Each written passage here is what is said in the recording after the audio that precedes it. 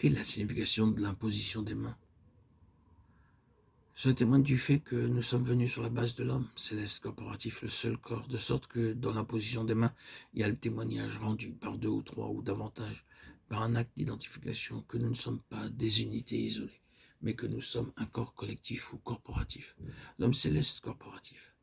La base du Seigneur lui-même était celle du corps, celle de l'homme céleste corporatif.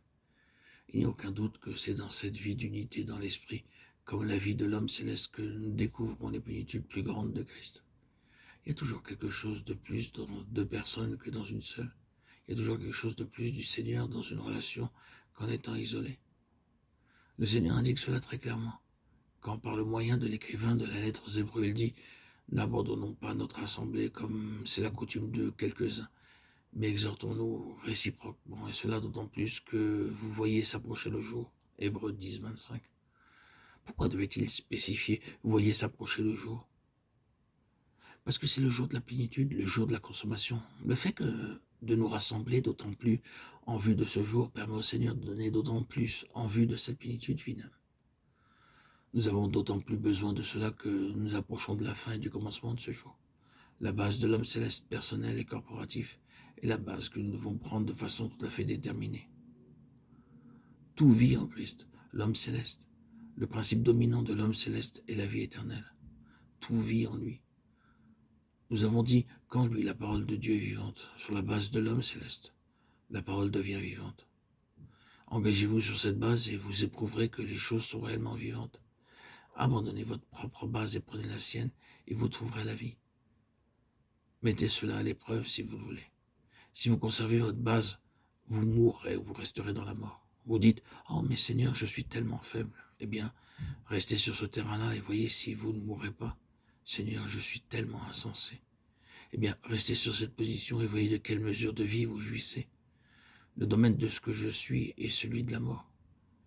Et même s'il s'agit de l'autre aspect, de l'ego, du moi, qui pense être quelque chose qui, dans une certaine mesure, est autosatisfait, autosuffisant, c'est la mort. La base de ce que je suis, quelle qu'elle puisse être, est celle de la mort. Ce n'est pas la base de l'homme céleste. Engagez-vous sur la base de l'homme céleste et vous trouverez la vie. Abandonnez votre propre base et prenez la sienne, et ce sera la vie.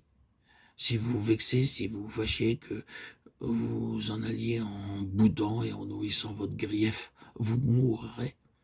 Espérez-vous que le Seigneur viendra à vous, là où vous êtes, vous supplier. Oh, ne sois pas vexé à ce point, ne fais pas trop attention à cela. Le Seigneur ne fera rien de ce genre. Il ne nous poursuit pas de la sorte. Il nous dit, oh, tu dois abandonner cette base et revenir à la mienne. Vous mourrez complètement dans une telle position. Et vous savez que ce n'est pas avant que vous surmontiez votre irritation et reveniez sur la base du Seigneur que vous commencerez à revivre. Les choses célestes sont pratiques, non mythiques. Sur toute autre base que celle du Seigneur, il y a la mort.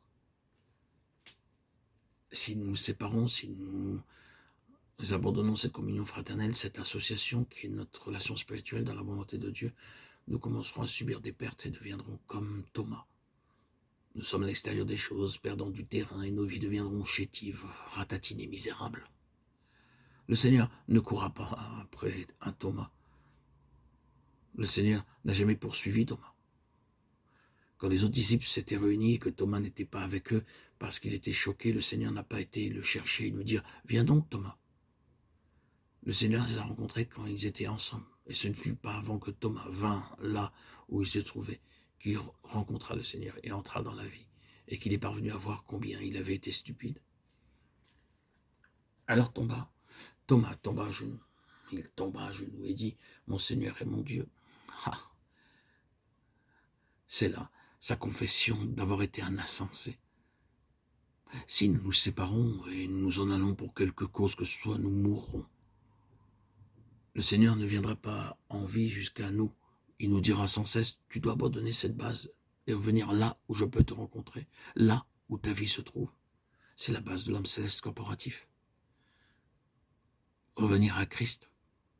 Frères et sœurs en Christ, mes chers amis, que le Seigneur nous enseigne la signification de cela.